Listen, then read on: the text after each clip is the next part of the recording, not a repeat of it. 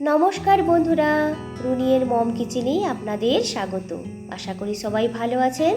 আজকে আমি আপনাদেরকে বানিয়ে দেখাবো ইনস্ট্যান্ট ব্রেড কচুরির রেসিপি। খুব সহজেই বাড়িতে থাকা সাধারণ উপকরণ দিয়ে আপনারা এই রেসিপিটা বানিয়ে নিতে পারেন। এই কচুরিগুলো বানিয়ে নেওয়া যতটা সোজা, খেতে হয় কিন্তু ততটাই টেস্টি। ইভিনিং স্ন্যাক্সের জন্য হোক বা বাচ্চাদের টিফিনের জন্য আপনারা চাইলেই কিন্তু এই রেসিপিটা ট্রাই করে নিতে পারেন। তাই ভিডিওটা স্কিপ না করে পুরোটা দেখার অনুরোধ রাখলাম। যদি রেসিপিটা আজ আপনাদের ভালো লেগে থাকে, অবশ্যই একটা লাইক ও আমার চ্যানেলটিকে সাবস্ক্রাইব করার অনুরোধ রাখছি। তো চলুন দেখে নেওয়া যাক কীভাবে বানিয়ে নিয়েছি এই কচুরিগুলো। প্রথমেই বানিয়ে নেব একটা স্টাফিং। তো এর জন্য একটি প্যানের ভেতরে দিয়ে দিয়েছি 2 টেবিল চামচের মতো সাদা তেল। তেলটা গরম হয়ে এলে দিয়ে দেব 1 টিস্পুন মতো জিরে। জিরে থেকে যখন একটু ভাজা ভাজা গন্ধ বের হতে শুরু করবে, দিয়ে দিলাম একটা মিডিয়াম সাইজের পেঁয়াজ কুচি। এরপরেতে দিয়ে দিলাম সামান্য একটু লঙ্কা কুচি। ঝালের পরিমাণটা আপনারা আপনাদের প্রয়োজন বুঝে কম বেশি করে নেবেন। এখানে আমি আরও প্রায় মিনিট 2 মতো পেঁয়াজটিকে ভেজে নিয়েছি। এরপরেতে দিয়ে দিলাম 1 টিস্পুন করে হলুদ গুঁড়ো, ধনে গুঁড়ো, 1/2 টিস্পুন করে লঙ্কা গুঁড়ো ও গরম মশলা গুঁড়ো। সামান্য একটু জল ওই মশলার মধ্যে অ্যাড করে দিয়ে ভালো করে মশলাটিকে কষে নেব। আরও প্রায় 2 থেকে 3 মিনিটের মতো ভালো করে মশলাটিকে কষে নিয়েছি। এরপর এতে দিয়ে দিলাম 2 টেবিল চামচের মতো টমেটো সস। টমেটো সসের পরিবর্তে আপনারা টমেটোও কিন্তু ব্যবহার করতে পারেন। ভালো করে আবারও সব কিছু কষে নেব।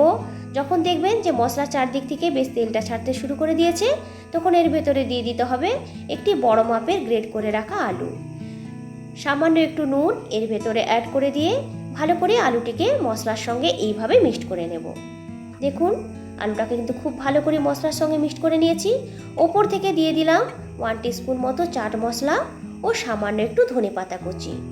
সমস্ত কিছু দিয়ে ভালো করে আরও কিছুটা টাইম এইভাবে মিক্সড করে নিলেই কিন্তু স্টাফিংটা তৈরি হয়ে যাবে। এই পুর বা স্টাফিংটাকে কিন্তু পুরো ঠান্ডা করে নেওয়ার জন্যে রেখে দিয়েছি একটি প্লেটের মধ্যে। কচুরিগুলো বানানোর জন্য এখানে নিয়েছি ব্রেড। প্রথমেই একটি গ্লাসের সাহায্যে ব্রেডের মাঝখানটি এইভাবে গোল করে কেটে নেব। সাইডের যে এক্সট্রা পোর্শন ওইগুলোকে কিন্তু ফেলে দেব না, ওইগুলোকে রেখে দেব ব্রেড ক্রাম্পের জন্য।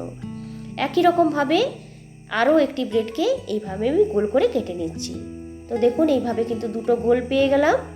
একই রকমভাবে আমি আরও কতগুলো এইভাবে গোল গোল করে কেটে নিয়েছি। এক্সট্রা যে সাইডগুলো বেঁচে গিয়েছিল সেইগুলোকে নিয়ে নিলাম একটা মিক্সি জারের ভেতরে, তৈরি করে নেব ব্রেড ক্রাম্প। তো দেখুন, এইভাবে ব্রেড ক্রাম্পও কিন্তু তৈরি হয়ে গেল।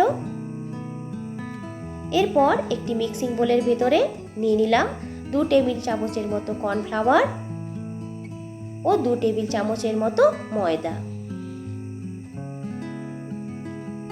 সামান্য একটু জল এতে অ্যাড করে দিয়ে একটা স্মুথ ব্যাটার তৈরি করে নেব। আপনারা চেষ্টা করবেন এই ব্যাটারটির ভেতরে কোনো রকম লাম্পস যাতে না থাকে। এই কচুরিগুলো তৈরি করার জন্য প্রথমে নিয়েছি গোল করে রাখা একটা ব্রেডের পিস। ওপরের থেকে দিয়ে দিলাম তৈরি করে রাখা আলুর পুর। আলুর পুরটাকেও আমি এইভাবে গোল করে নিয়েছি। সাইডে যে ময়দা এবং কর্নফ্লাওয়ারের ব্যাটারটা তৈরি করে রেখেছিলাম, সেই ব্যাটারটিকে ভালো করে লাগিয়ে নেব। ওপর থেকে আরও এক পিস ব্রেডকে এইভাবে দিয়ে পুরটাকে ভালো করে কভার করে দিয়ে সাইডগুলোকে ভালো করে চেপে চেপে সিল করে নেব। এরপর ওই কচুরিগুলোকে দিয়ে দিলাম তৈরি করে রাখা ময়দা এবং কর্নফ্লাওয়ারের ব্যাটারের মধ্যে। ভালো করে কর্নফ্লাওয়ারের ব্যাটারের ভেতরে ডুবিয়ে নিয়ে দিয়ে দিলাম ব্রেড ক্রাম্পের মধ্যে। দুটো সাইডকে ভালো করে ব্রেড ক্রাম্প দিয়ে কোট করে নেব। দেখুন, একই রকমভাবে আমি আরও কতগুলো কিন্তু বানিয়ে নিয়েছি। এই কচুরিগুলো ভাজার জন্য তেলটাকে ভালো করে গরম করে নিয়েছি। এরপর গ্যাসের ফ্লেমটাকে মিডিয়ামে রেখে 1টি কিংবা 2টি কচুরি তেলের মধ্যে দিয়ে ভালো করে লাল লাল করে ভেজে নিতে হবে। একটি খুন্তির সাহায্যে তেলটাকে ছিটিয়ে ছিটিয়ে দিয়ে দেবো এই কচুরিগুলোর ওপরে। এর ফলে কচুরিগুলোর উপরটা কিন্তু খুব ভালোভাবে ক্রিস্পি তৈরি হবে। একদিকটা যখন লাল লাল হয়ে ভাজা হয়ে যাবে, তখন উল্টে দিতে হবে আরেকটা দিক ভাজার জন্য। একই রকমভাবে দুদিকটা উল্টে পাল্টে যখন দেখবেন যে বেশ সুন্দর গোল্ডেন কালারের একটা চলে এসেছে, তখন এইগুলোকে তেল থেকে তুলে নিয়ে রেখে দিতে হবে একটি টিস্যু পেপারের মধ্যে। একই রকমভাবে আমি আরও যে কচুরিগুলো তৈরি করে রেখেছিলাম সেইগুলোকেও ভেজে নেব। তো বন্ধুরা, আজকের আমার এই রেসিপিটা আপনাদের কেমন লাগলো অবশ্যই কিন্তু আমাকে কমেন্ট করে জানাবেন। আমার চ্যানেলে যারা নতুন বন্ধু, যারা এখনও আমার চ্যানেলটিকে সাবস্ক্রাইব করেননি, তাদের কাছে অনুরোধ রইল আমার চ্যানেলটিকে সাবস্ক্রাইব করার জন্য।